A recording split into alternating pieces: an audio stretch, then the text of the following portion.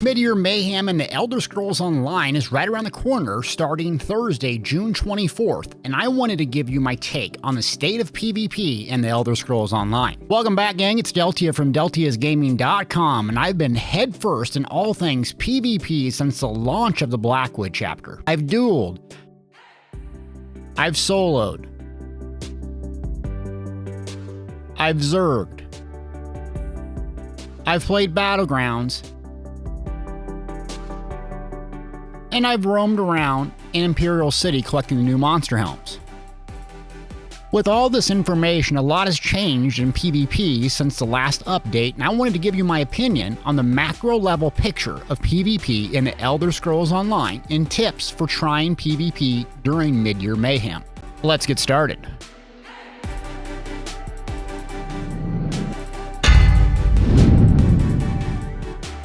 The first and most obvious change to discuss since the launch of Blackwood is the return of proc sets to Cyrodiil. Initially, ZOS did a test to see if performance could be improved, specifically the lag in Cyrodiil, and removing proc sets did not have a significant impact on performance. The developers decided to change the scaling of proc sets, see previous video on proc set scaling, and reintroduce them back into Cyrodiil with the launch of Blackwood Chapter Update 30. For those that don't know, proc stands for Programmed Random Occurrence. Essentially, this condition is met, something happens.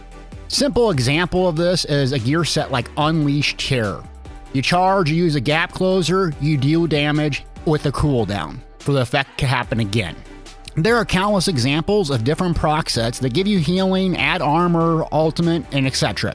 But just so we're clear on that term, that's what it stands for. I was originally skeptical about the return of proc sets and negative towards them, but now that they're back, I love it. Before you leave me a nasty comment, let me explain. During the no-proc PvP campaigns, I didn't enjoy Cyrodiil nearly as much, but I really didn't know why. I enjoyed not getting ganked, stream sniped, blown up by proxy det mag blades running one-shot builds, but Cyrodiil lost something for me. It lost the unpredictability that makes it so fun in the organic PvP that I love. Let me explain this. I was in the military before gaming, and if you've ever been in the military, 99% of your time, your experience is extremely boring. But that 1%, it's anything but boring. This, in a nutshell, is Cyrodiil. You're riding your horse from keep to keep, you're sitting on the flag waiting for it to flip, you're sieging a keep that no one is at. Without procs, this is just a snooze fest. With procs, however, bang, magic happens. Now all of a sudden that AFK flag flip is a gank waiting to happen, where your entire team gets melted by a magic bomb blade. Now that ram front door PvE door attack is an oil and a proxy dead away from a wipe and a restart. This is the element that was missing. The threat that at any time, not only you, but your entire team could get wiped if you weren't paying attention, and it's back. Keep in mind, I've been on the receiving end of many ganks, proxy bombs, nuke, dunked on, you name it. And I'm not mad about it. In fact, it's great because I have to pay attention, even during the boring times. I love them being back. You know what else was missing from Cyrodiil? That's build diversity. Without procs, you had a very limited set of gear and items you could equip, and essentially were pigeonholed into 1 to 2 relevant builds per playstyle. Doesn't that sound like a lot of what PvE is like in the Elder Scrolls Online? PvE is a math game. So if you're not running X critical rating, X trait on your weapon, X Mundus Stone, you're considered an idiot. Yawn. PvP, on the other hand, is all about the proof is in the pudding. If you have a weird and wacky build, but it works, no one gives a crap what your Mundus Stone is. It works. Take, for instance, my 2 Stamplar friends, Emac and ESO. Back in 2017 and 2018, they were both running heavy attack Stamplar builds, dual wield with the restoration staff. If I would have posted this build on my website, people would have laughed me off the internet. But these two were absolute killers and were wrecking everything in front of them and had me healing them. We were a hell of a team in Cyrodiil. No one questioned their Mundus Stone. No one questioned their weapon traits or how many heavy and medium crit bonus they were. running. Why? Because it worked. With the return of proc sets, you can again think outside of the box. If your wacky build idea works, great. Any player, any one of us, can literally change the meta because you thought outside the norm and proved it.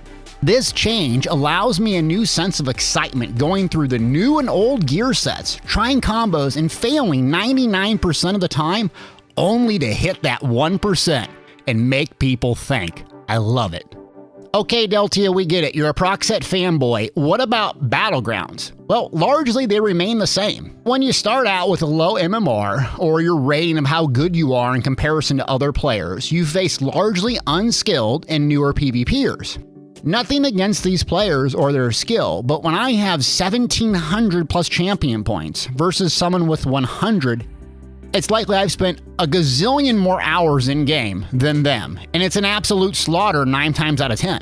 After a few days and weeks of winning, there comes a point where your experience drastically changes. Now each and every player is running 3 to 4 proc sets, and every encounter is a stampede, dizzying swing, dawnbreaker, 4 proc set explosion. It's the MMO equivalent of Call of Duty. Do I like that playstyle? Actually, kind of.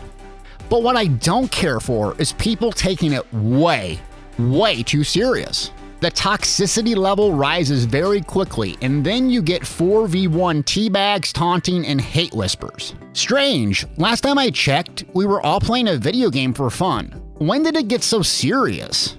Nothing wrong with trying to improve your performance and get better at something, even if that's a video game. But when I go for a bike ride and I beat someone on the trail, I don't knock them over their bike, teabag them, and say you should never ride a bike again, you suck at life.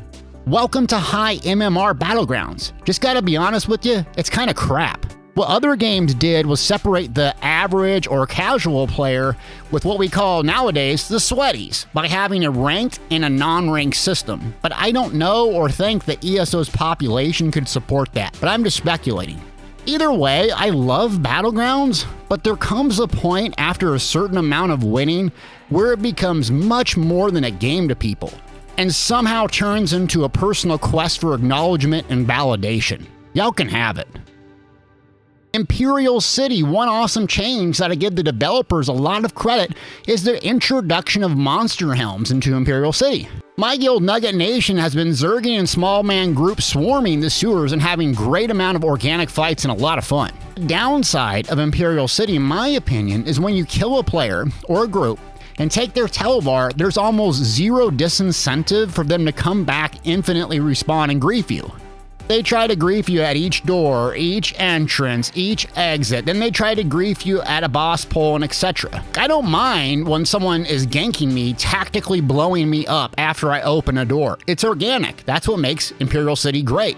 But I wish there was some distance between you nuking down a player or a group and them immediately respawning and attacking you. Now what everyone does is just cheese queue for a campaign after ganking someone or taking their televar. No longer do you have to return to base and bank those televar or use return stones. You just queue up for a campaign, deuces out, no disincentive. Imperial City is my favorite zone in the entire Elder Scrolls Online. I'll say it again, Imperial City is my favorite zone. I think the incentives are there to spend your time, not only earning monster mass, televar, you can sell stuff, there's great items, but the disincentives and punishment for death and infinite respawns might need to be adjusted. Let me get the inevitable question out of the way. Does Cyrodiil still lag? Yep, sure does, and hasn't improved since launch. It seems there's a sweet spot for Cyrodiil on the North American server. It's right about 2 p.m. Eastern to about 6 p.m. Eastern Standard. During this time, you have a healthy population of seasoned and casual players, and you'll have some organized small and large groups sieging keeps and massive open field action. And you won't get that annoying input lag, crashes, and desyncs. Beyond that, during prime time, it's the same old thing. I've said it once and I'll say it again. I have no idea how to solve the lag in Cyrodiil. I'm not a server expert. I'm just a dude with a mic and a webcam. But I'll tell you this, you as a customer of a game have to decide. If this bothers you and limits your fun factor, why are you still playing?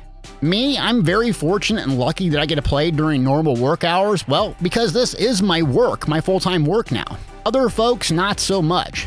I'm not here to defend the developers or the game for not fixing the lag issue in Cyrodiil, but I don't see it getting solved, and I suggest if you, as a player, this really bothers you, I wouldn't return to the game or continue playing. I'm just being 100% honest with you on that.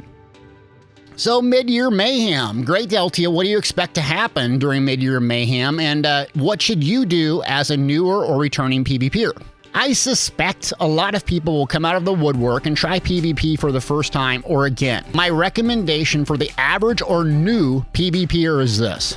Do not find a god tier, quote unquote, PvP build from someone who spent 3,000 hours on their build, Grand Overlord, with 1vx insane skill, because you probably can't pull it off, just like I couldn't. Instead, go simpler, not harder. Spec as a 40k health tank with tons of self-healing and armor. Because if you walk into Midyear Mayhem PvP with a 1 second, 100% to 0 health Nightblade gank experience, you'll hate it and quit. Slow down, put the training wheels on, high HP, high armor, high regen, high healing.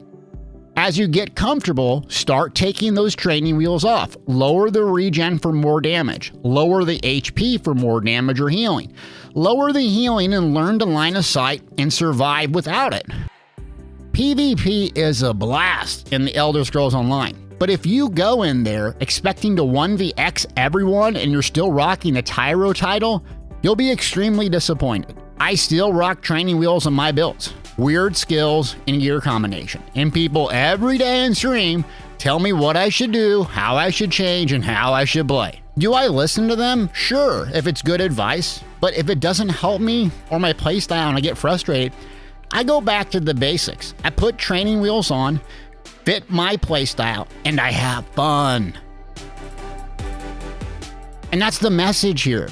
PvP and ESO is a lot of fun for me right now. Is it perfect? No. Is there balancing issues, lag, zergs, toxic people, etc.? Yep.